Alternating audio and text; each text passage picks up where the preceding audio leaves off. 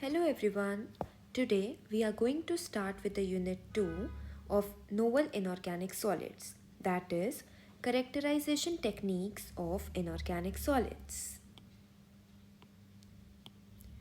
Like first of all we will understand what is characterization.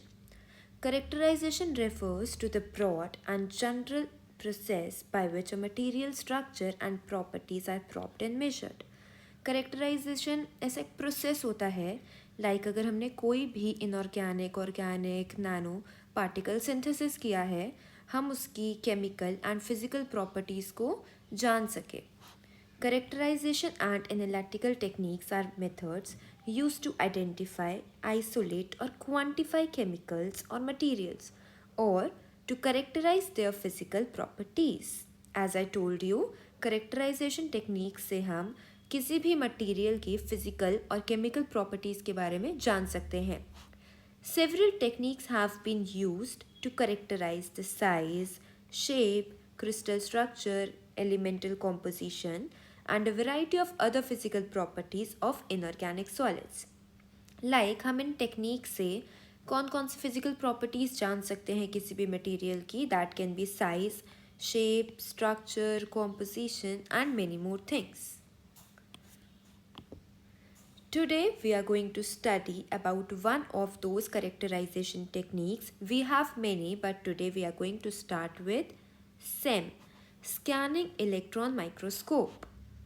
In this, it is a type of electron microscope that generates images of a sample by scanning the surface using a beam of electron that focuses on it. इस technique में क्या होता है, we have a electron gun by electron gun I mean electron emitter, जहाँ से electron release होते हैं. The interaction of electrons with the atoms in the sample produces all types of signal which give complete information about the surface topography and composition of the sample. जब वो electron हमारे sample से आके interact करते हैं, sample के atom से आके इंटरेक्ट करते हैं, तो कुछ सिग्नल्स प्रोड्यूस होते हैं जिनसे हमें कंप्लीट इन्फॉर्मेशन मिलती है मटेरियल के सरफेस टोपोग्राफी एंड कॉम्पोजिशन के बारे में, means physical and chemical properties के बारे में. A high resolution image of specimen surface ranging from 50 to 100 nanometer can be imaged by SEM. 10 raised to power minus 9 meter, we know it's 1 nanometer. And इससे हमें किस size की image दिख सकती हैं इस टेक्निक से, 50 to 100 nanometer. I hope you can imagine that how small it is. Now let us understand it more deeply with the diagram. Here we can see the electron source which we called electron gun or electron emitter. यहाँ से electron आते हैं and in the end जो final position होती है वो electron की होती है सैम्पल के एटम्स के साथ इंटरेक्शन करना.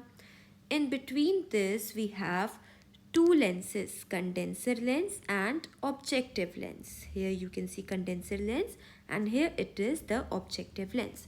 सबसे पहले जो इलेक्ट्रॉन्स होते हैं पहले वो आके मीट करते हैं कंडेंसर लेंस से.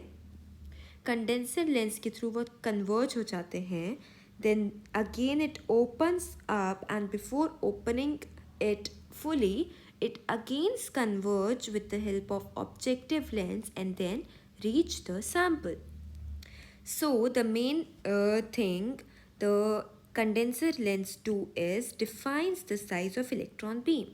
Size of electron beam का मतलब means example we have a torch. This is the mouth from where light is coming out. We have another torch. इसका mouth थोड़ा बड़ा है. So this is the size of electron beam. Okay, condenser lens का ये काम होता है. Objective lens focus the beam on the sample. As you can see, objective lens से beam आके sample तक पहुँच रही है. We have scanning coils, raster which raster the beam on the sample. Now, what is raster? It is a scan pattern in which an area is scanned from side to side in a line from top to bottom. Okay? Overall, during SEM analysis, two types of electrons are used for imaging. The first one is BSE, that is backscattered electrons, and second one is secondary electrons, which we call SE electrons. Here you can see the real machinery of SEM technique. So this is the sample holder. In this you can see the black tapes which are called carbon tapes. ये बहुत ही thin होती हैं and it's like the double side tape. हम इसके ऊपर जो भी हमारा sample होता है जिसको हमें analyze करना होता है उसको sprinkle करते हैं एंड उसके बाद स्प्रिंकल करने के बाद जो साइड साइड में गोल्डन एरिया पे रह जाता है हम उसे थोड़ा हटा देते हैं बाय एयर और समथिंग एंड ये 4 कॉलम्स होते हैं. हम इन चारों में 4 डिफरेंट सैम्पल्स भी रख सकते हैं. हमने इसमें एक ही किया है, एक सैम्पल का एनालिसिस कर रहे हैं. फिर हम इस होल्डर को इस जगह रखते हैं. Like I have told you, ये जो पूरा प्रोसेस हो रहा है जिसमें 2 लेंसेज भी हैं, कंडेंसर लेंस, ऑब्जेक्टिव लेंस, वो इस एरिया में होता है इस मशीन के. ओके, सो यहाँ से हमारा सबसे ऊपर इलेक्ट्रॉन बीम होती है, वो जाके इन लेंसेज के थ्रू सबसे नीचे इस सैम्पल के ऊपर आ जाती है. एंड उसके बाद we have the screen, computer type screen, जिसके ऊपर हमें पूरा ये शेप दिखती है अच्छे से. जो भी हमारा सैम्पल होते हैं we can also take the print out. And a high vacuum is required to operate in SEM as it not only protects the electron source from being contaminated. What I mean by electron source here, we know electron source हमारा यहाँ पे था electron gun और electron emitter which we call, वो contaminate ना हो. What contaminate means कि उसके ऊपर कोई भी डस्ट पार्टिकल्स आके ना चिपके, क्योंकि उसमें से इलेक्ट्रॉन्स बाहर आएंगे जिनका इंटरैक्शन होगा सैम्पल्स के एटम्स के साथ. इफ़ अगर इस कॉलम में सैम्पल के एटम्स के अलावा और इलेक्ट्रॉन्स के अलावा और कोई पार्टिकल्स या डस्ट पार्टिकल्स कुछ भी प्रेजेंट होंगे तो इलेक्ट्रॉन्स का इंटरैक्शन उनके साथ भी होगा, जिसकी वजह से हमारा रिजल्ट होगा वो ज़्यादा अच्छा नहीं आ पाएगा. Also it helps to obtain a high resolution image. अगर कोई भी और पार्टिकल प्रेजेंट नहीं होगा कॉलम में तो हमारा रिजल्ट बहुत अच्छा होगा, मतलब कि जो हमें इमेज मिलेगी वो बहुत क्लियर होगी, हाई रेजोल्यूशन इमेज होगी. It also helps to increase the collection efficiency of electrons by the detector that are present in the column. Like जो हमारे अगर हमारा बिल्कुल क्लीन होगा, कोई भी इम्प्योरिटी प्रेजेंट नहीं होगी कॉलम में, तो जो इलेक्ट्रॉन्स हैं इलेक्ट्रॉन गन से निकल रहे हैं वो डायरेक्टली जाके सैम्पल के पास जाएंगे, मतलब कि जो कलेक्शन एफिशिएंसी है वो इंक्रीज होगी.